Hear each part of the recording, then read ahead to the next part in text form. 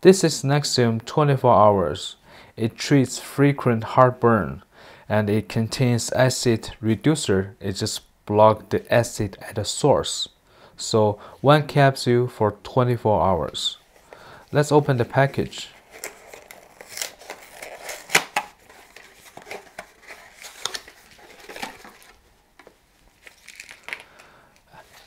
Actually, this is like very small package. Let's see the pills.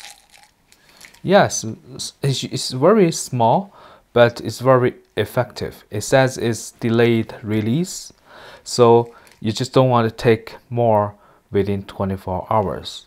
So there is another recommendation that I think you should know is that every time the maximum day you can take is 14 days. Every 4 months you can take one full cycle of 14 days.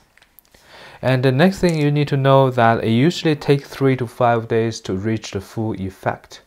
So it probably, if the first 2 days doesn't work well, probably just keep taking it until it reaches the full effect. And I hope this video is helpful. Thank you for watching.